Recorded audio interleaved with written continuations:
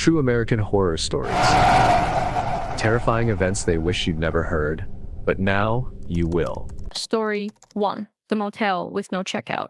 It was supposed to be just one night. That's what Michael kept telling me. Just sleep, get up, keep driving. We were somewhere in southern Utah after midnight. The roads were empty, the gas tank low. The last sign of life was a broken rest stop miles back. I couldn't feel my legs anymore. My face was hot, my arms were cold, and my eyes were doing that thing where they start seeing shadows in the headlights. Then we saw it. A motel sign. Old, buzzing, red, Miller's Rest. Vacancy. Classic roadside place, out of nowhere. One of those creepy motels that only show up when you're desperate enough to stop. Did you see that? I asked, sitting up. Michael slowed the car. He didn't answer right away. You sure you want to stay in a place like this? We need to sleep, I said. I need to sleep. He sighed, like he already knew I wouldn't change my mind. You picked the room, then. The parking lot was nearly empty. Just one truck in the corner, covered in dust.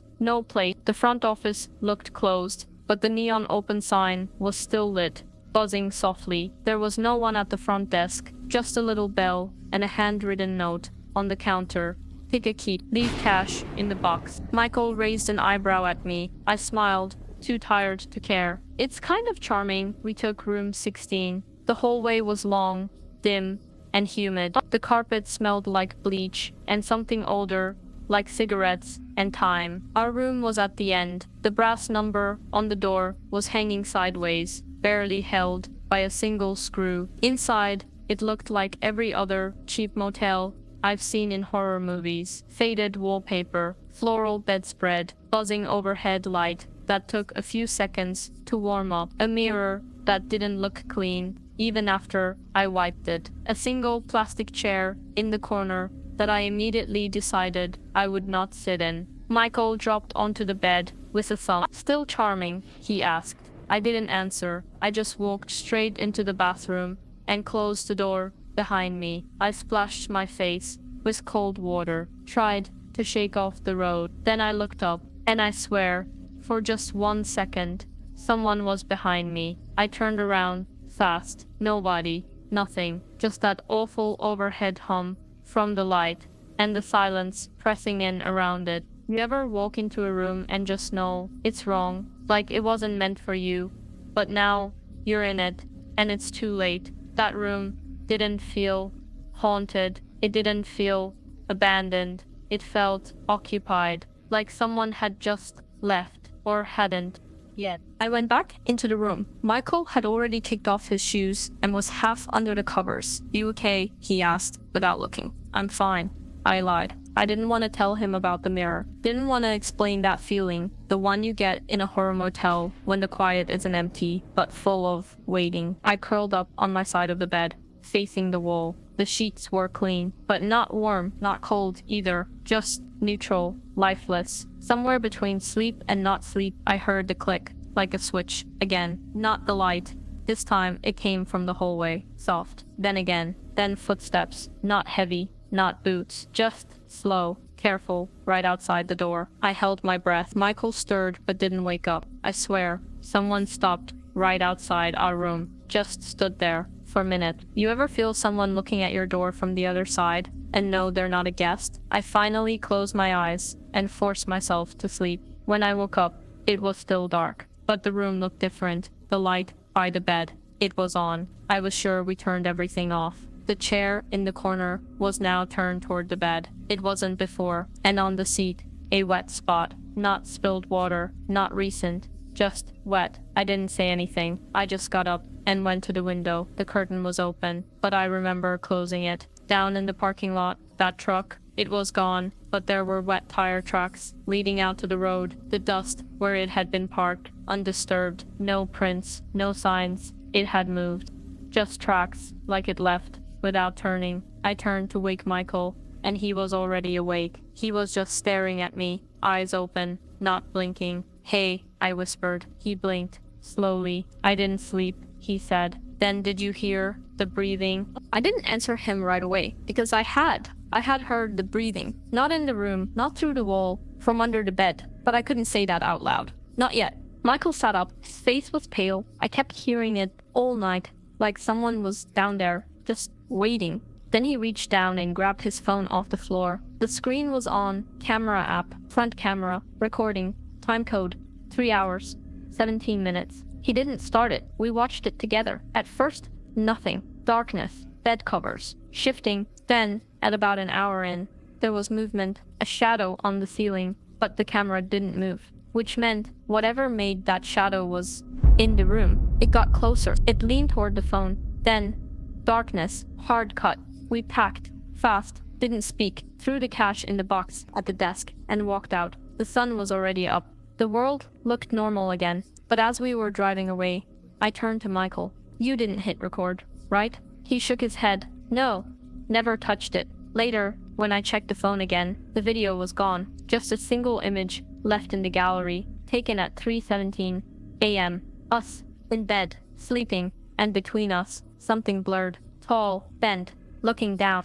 You ever stayed in a motel and felt like something stayed with you? Not a person, not a noise, just something. I used to laugh at stories like that, at haunted rooms, at cursed roads. But now I check under the bed, everywhere I go, because the motel was old. The sign said vacancy, but it never said checkout. And I'm not sure we ever did. We left that place behind, or at least we thought we did. A few hours down the road, we stopped for gas. It was daylight, blue sky, people around. Everything felt normal, but Michael didn't say a word the whole time. He just stared ahead, both hands on the wheel, like he was trying to remember something he couldn't quite reach. When we got to the counter, the clerk gave us a weird look. You two driving from the canyon side? He asked. Michael nodded. Strange. The guy said, you're the third couple today that looks like you haven't slept in weeks. Back in the car, I checked my phone again. No pictures, no call logs from the night before. The only thing on it was a weather alert. Time stamped 3:17 a.m. that time again. But the strangest part, it wasn't for where we were. It was for a town 30 miles behind us. The motel town. That night, in a completely different city, we stayed at a chain hotel, bright lobby, security cameras, clean white sheets. Michael double-checked the locks 3 times. I fell asleep with the lights on. At some point in the night, I got up to use the bathroom, and there, in the mirror, wasn't me. It was still a woman, same hair, same shirt, but not me. She wasn't blinking, just watching me. When I told Michael the next morning,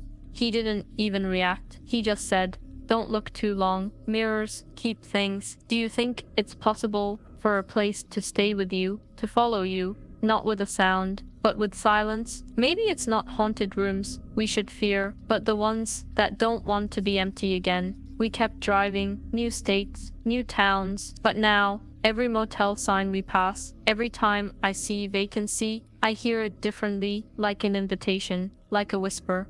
And sometimes, I feel like room 16 is still waiting for us. The next day, we stopped for coffee. Not because we were tired, but because we were both avoiding something. Michael sat across from me, in the booth, still not talking, still not really there. I couldn't take it anymore. Michael? I said. No response. Michael. He finally looked up. His eyes were red, like he hadn't blinked in hours. I leaned in. I'm serious. What's going on with you? He shrugged. I'm just tired. No, you're not. You didn't sleep? You just laid there all night, like... I stopped myself. Like what? He asked. Like you were listening to something. Or someone. He didn't answer. Just looked out the window. I slammed my hand on the table. Not hard, but loud enough to make him look back at me. Talk to me, Michael. Say something. We both saw things. We both felt something. What the hell is going on with us? He blinked, then finally said, I think we brought it with us. That hit me like ice. What do you mean? He leaned closer. I think it liked the way we looked when we slept. There was a long silence, longer than it should have been. Then I stood up. I'm not going back to any motel. I don't care if we sleep in the car for the rest of this trip. Michael nodded once, slowly, but he didn't stand. And in that moment, I wasn't sure it was really him anymore. Have you ever looked at someone you love and suddenly felt like they weren't them? Like something inside shifted or stepped aside just long enough to let something else look out. We were supposed to be heading to California. His brother was getting married, a weekend trip. Just a drive? That's all it was meant to be. Now, I can't even remember the date. I just remember the road getting longer and him getting quieter. I asked him at one point, halfway through Nevada, do you even want to go? He just stared ahead. then said, without blinking, we already did. The car broke down outside of alley, middle of nowhere, no signal, sun going down. There was only one building on the map, a small motel, half a mile off the road. We didn't want to stay there. God, we tried not to. But it was either that or sleep in the car in the middle of the desert. So we walked to Everlight Lodge. White paint, blue trim, looked decent until the man at the desk handed us a key, and I saw the number 16. I told Michael, no, not this one. He looked confused, then smiled. You're overreacting. Was I? We stayed. The room looked different, brighter, air-conditioned, clean, but I still saw that brass number on the key, still felt it burn my palm. That night, he fell asleep first. I couldn't. I watched him for hours, and at some point, I realized he wasn't breathing, just laying there, eyes closed, still. Then, without opening his eyes, he said, "You can stop watching." I don't remember what happened after that. Just fragments, running, screaming, a hallway that never ended, a mirror with no reflection, and then fluorescent lights, white sheets, and a clipboard at the end of the bed. You were in the desert, the doctor said. You collapsed in the heat. A sheriff found you, alone. I told him about the motel, about the rooms, about Michael. He nodded, wrote something down. There was no one else. He said, "You checked in alone. They say I'm doing better now. That it's all in my head. That it was grief, shock, exhaustion. Maybe they're right. Maybe Michael never existed. Maybe I never left room 16. Do you believe me, doctor? Because I do, and that's what scares me most."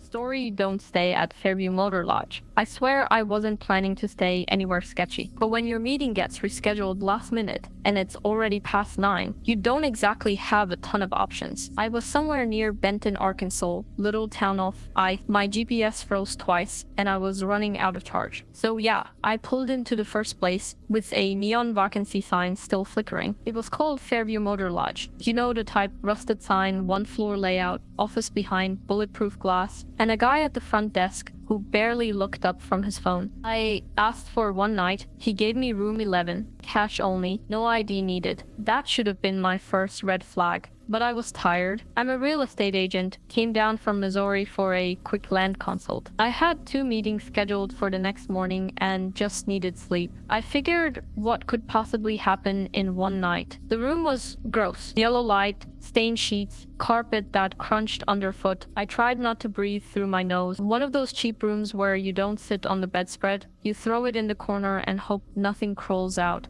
But I've stayed in worse. You learn not to be picky when you're on the road. Around 10:30, I called my sister. Just a quick check-in. Hey, I made it. Staying the night in some roadside motel. Don't worry, locking the door. Gonna sleep early. She laughed and told me to double check for hidden cameras. I laughed too, but not really. You always laugh when you're a little scared. Then I heard something. At first it was just thumping. Not loud, not constant. Like someone moving furniture in the next room. I figured room 10 was getting settled in, maybe dragging a chair or jumping on the bed. But it didn't stop. 10 minutes in, it sounded more like pacing, back and forth, heavy steps. Then silence, then a sudden bang, like a drawer slamming. I turned off the TV to listen, but the wall between us was thin. It felt like I was in there with them. I tried to ignore it, laid back on the sheet, scrolled my phone, put on a podcast, but the footsteps kept going, sometimes fast, sometimes slow. Then I smelled it.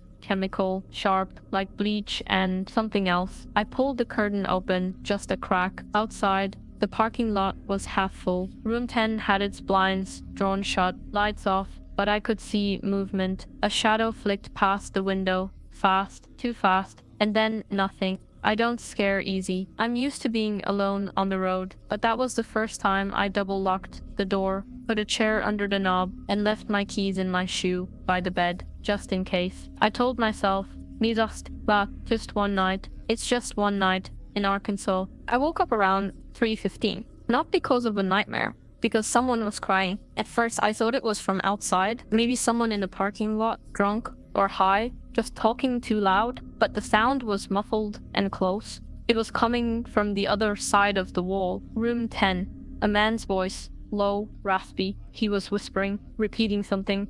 I couldn't catch the words, but the tone was desperate, like he was trying to calm someone down. Then a woman responded, sharp, angry. Her voice cut through the wall like a blade. Then a loud slam. Something hit the wall hard enough to rattle the cheap art hanging over my bed. I didn't move. I just lay there, clutching my blanket like a child, frozen. My phone was face down on the nightstand, but I didn't want the light to give me away. That was the moment I realized this wasn't just a couple fighting. This felt different. It felt like something was about to break loose. I pulled the blanket down and slowly slid off the bed, barefoot, stepping as quietly as I could. I crept to the window and peeked again through the curtain. That same car was still parked in front of room 10, a beat-up red Dodge with no plates. But now there were two more vehicles, no lights on, just sitting there like shadows. I watched for a while. Nothing moved.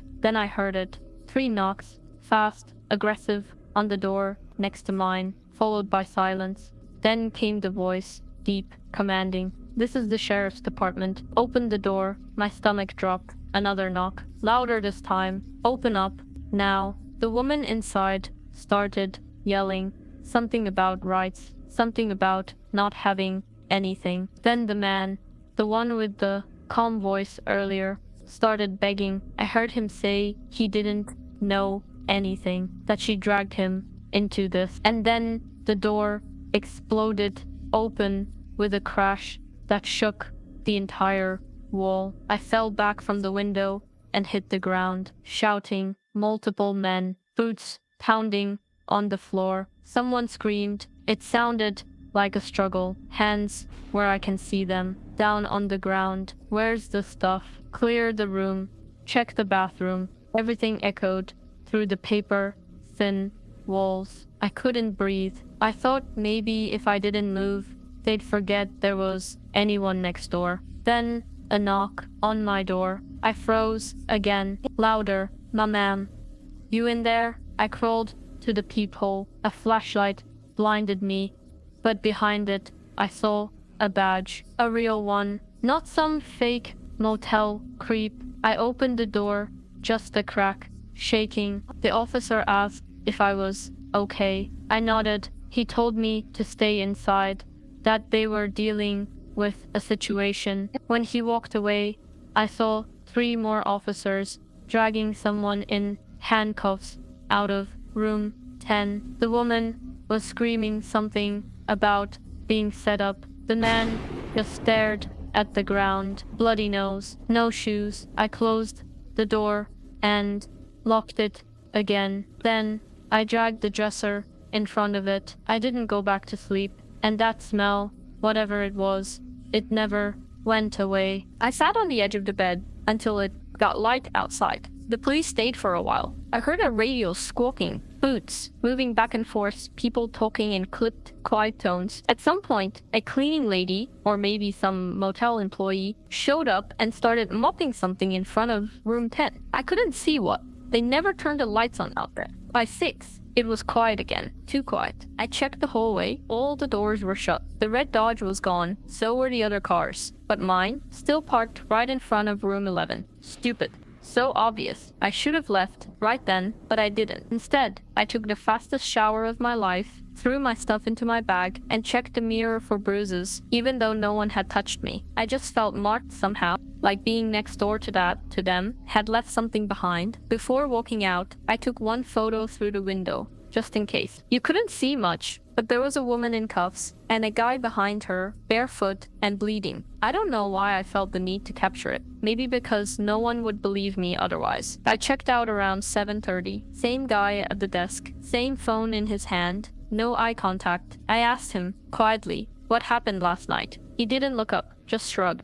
Wrong place, wrong people. Then he handed me a receipt with the date and time and said, "You were never here, all right." That's when the fear came back full force. Because that line, "You were never here," it wasn't a joke. He meant it. I walked outside. The air was still thick with that smell, chemical and bitter. My car was untouched, but I swear I saw someone watching me from the end of the lot. A guy in a hoodie, leaning on a vending machine that didn't work. He never moved, just stared.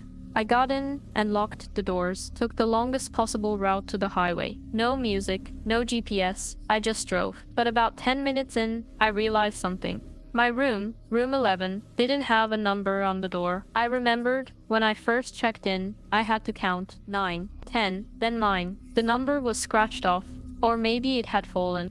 So what if they were after me? What if that knock, the first one, was meant for room 11? What if I opened the door too soon? I pulled over and threw up on the side of the road. I got home just after 5 in the evening. Took the whole day to get there because I kept making turns, pulling over, checking my mirrors. I even threw away the receipt from the motel, crumpled it up and left it at a gas station 2 hours from home. I didn't tell anyone what happened, not right away. I canceled the meetings, told the clients I got sick on the way. Maybe that was a lie. Or maybe fear is a kind of sickness. I couldn't show land to anyone. I couldn't even look people in the eye. That night, I woke up around 4. Thought I heard knocking, but there was no one. For days, I kept checking local news. Nothing. No arrests, no drug busts, no mention of a motel near Benton or a woman screaming in the middle of the night. It was like it never happened. But I remembered the guy at the desk, his exact words. "You were never here." The next week, I got a call from a number I didn't recognize. Area code from Arkansas.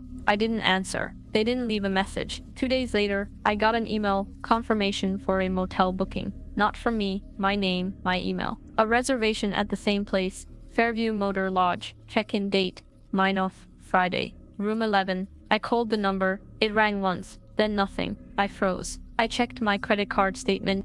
No charges, nothing on my name. But when I searched the motel online, Google Maps, Yelp, anywhere, it didn't come up. Not just low reviews, gone, no listing, as if it vanished. I showed the photo to my sister, the one I took through the curtain with the cops. She said it looked fake, like AI or something. She thought I was playing a prank, but I know what I saw.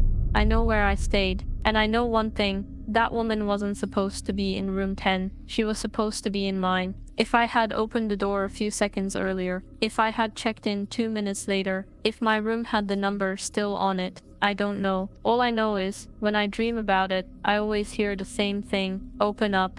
Now, I keep wondering if anyone else has stayed there, or somewhere like it, where something was almost meant for you. Have you ever stayed at a place that felt wrong? Something off about the walls, the sounds, the timing? Tell me if you have. I want to know I'm not the only one.